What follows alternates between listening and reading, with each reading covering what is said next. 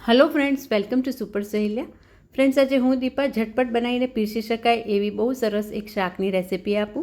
જે બનાવવા માટે અહીંયા 3 પાકા કેળા લેવાના છે, કોથમીર 1 કપ જેટલા બારીક સુધારેલા, જેને સરખી રીતે 2 વાર પાણીમાં ધોઈને એનો ઉપયોગ કરવાનો છે। એક બાઉલમાં સૌથી પહેલાં કોથમીર લઈ લઈશું અને પછી કોથમીરમાં બધા મસાલા કરીશું। ફ્રેન્ડ્સ, રેસીપીમાં ખૂબ જ ઓછા મસાલા અને બહુ જ સરળતાથી ઝટપટ બની જાય એવી આ રેસીપી જૈન રેસીપી પણ કહી શકાય, જેમાં બિલકુલ કાંદા લસણનો ઉપયોગ નથી કર્યો। હવે અડધી ચમચી જેટલું મીઠું સૌથી પહેલાં લઈ લઈશું। એમાં આપણે એડ કરવાનું છે લાલ મરચું, એ પણ અડધી ચમચી જેટલું, હળદરનો પાવડર 5 ચમચી જેટલો, ધાણા જીરુંનો પાવડર અડધી ચમચી જેટલો। સાથે સાથે રેસીપીને વધારે ટેસ્ટી બનાવવા માટે આપણે ગરમ મસાલો 5 ચમચી જેટલો એડ કરીશું। આપની પાસે જે બી બ્રાન્ડનો ગરમ મસાલો હોય એ એડ કરવાનો છે। બધા મસાલા એડ કર્યા પછી સરખી રીતે મસાલા કોથમીરમાં મિક્સ કરી દઈશું। ખૂબ જ ઓછા મસાલા આ પાકા કેળા જે છાલની સાથે આપણે બનાવવાના છે, એ બહુ જ ટેસ્ટી ભાખરી, રોટલી, ખીચડી કે પછી ભાત સાથે આ શાક બહુ જ ટેસ્ટી લાગે છે। બધા મસાલા મિક્સ કરી અને 1.5 ચમચી જેટલું તેલ એડ કરવાનું છે। અહીંયા મેં શીંગ તેલનો ઉપયોગ કર્યો છે, આપની પાસે જે તેલ હોય એ લઈ શકીએ છીએ। પાકી કેળાની છાલમાં સોલ્યુબલ અને નોન સોલ્યુબલ બે પ્રકારના ફાઇબર આવેલા હોય છે, એટલે એ કોલેસ્ટ્રોલ ઓછું કરવામાં બહુ જ હેલ્પફુલ રહે છે। આંખ નીચે પફીનેસ આવી ગઈ હોય એ ઓછું કરવામાં પણ મદદ કરે છે, હેલ્થ માટે બહુ જ સારા। એટલે આજે આ કેળાનું જે શાક બનાવવાના છે એ છાલ સાથે જ બનાવવાના છે। આ પહેલાં આપણે ચેનલ ઉપર પાકી કેળાની છાલમાંથી ભજીયાની રેસીપી મૂકી છે, એ પણ બહુ જ સરસ ટેસ્ટી લાગતા હોય છે।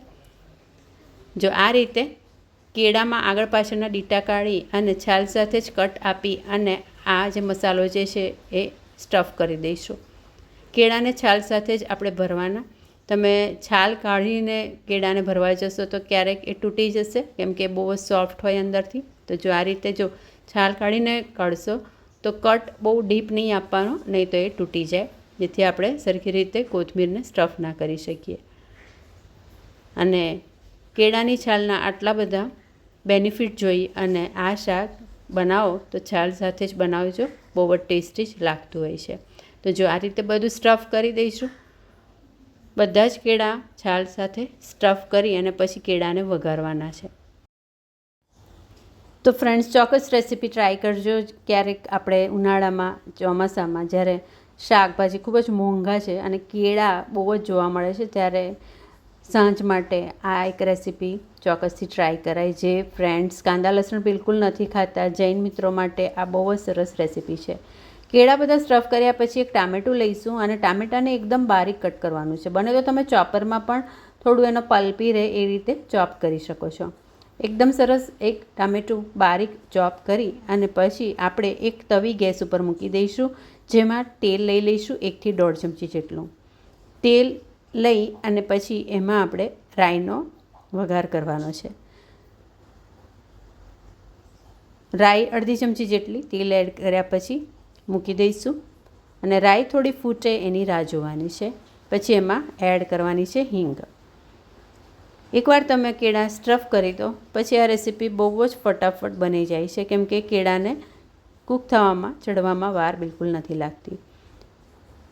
હિંગ એડ કર્યા પછી ટમેટું જે છે એ થોડું સાંતળી લેવાનું છે। ટમેટાને 2-1 મિનિટ માટે થવા દઈશું। ટામેટું થોડું આ રીતે બારીક સુધારેલું હોવું જોઈએ, જેથી એનું ગ્રેવી જેવું ટેક્સચર આવી જાય। 2-1 મિનિટ માટે ટામેટાને ચડીને એની અંદર મીઠું એડ કરી લઈશું સ્વાદ પ્રમાણે। ટામેટાના ભાગનું જ મીઠું એડ કરવાનું છે। 5 ચમચી જેટલું મીઠું એડ કરી લીધું છે। હલાઈને મિક્સ કરી લઈશું। થોડું આ રીતે એકરસ જેવું લાગે ટામેટું એટલે બીજા મસાલા કરી દઈશું, જે ટામેટાના ભાગના જ કરવાના છે।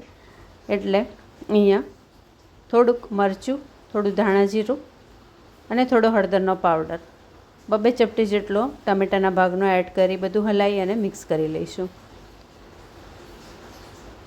પછી એમાં આપણે જે સ્ટફ કરીને રાખ્યા છે એ કેળા ગોઠવી દઈશું। જાડું વાસણ હોય કે નોનસ્ટિકમાં રેસીપી બનાવજો, કેમ કે એકવાર તમે કેળા મૂકશો પછી એને વધારે હલાવવાના નથી, બસ કૂક થવા માટે ઢાંકીને ચડવા દેવાના। બધા કેળા આ રીતે ગોઠવી દીધા છે। હવે જે મસાલો બનાવ્યો હતો બાઉલમાં, એ બાઉલમાં 1 કપ જેટલું પાણી લઈ લઈશું અને એ આ રીતે મસાલો બધો ધોઈ અને એડ કરી લઈશું. થોડું પાણી એડ કરવાનું અને ઢાંકીને 6 થી 7 મિનિટ માટે થવા દેવાનું છે મીડિયમ ફ્લેમ પર. 6 થી 7 મિનિટ પછી આપણે ખોલીને જોઈશું તો સરસ રીતે કેળાની છાલનો કલર ચેન્જ થઈ ગયો છે, કેળા ચડી ગયા છે. હવે થોડુંક આ પાણીનો ભાગ છે એ બળી જાય ત્યાં સુધી ગેસને થોડોક હાઈ કરી અને થવા દેવાનું છે. પાણીનો ભાગ થોડો બળી જશે અને ટામેટાનું એક પરફેક્ટ ટેક્સચર આવી જશે એટલે ગેસ બંધ કરી દઈશું.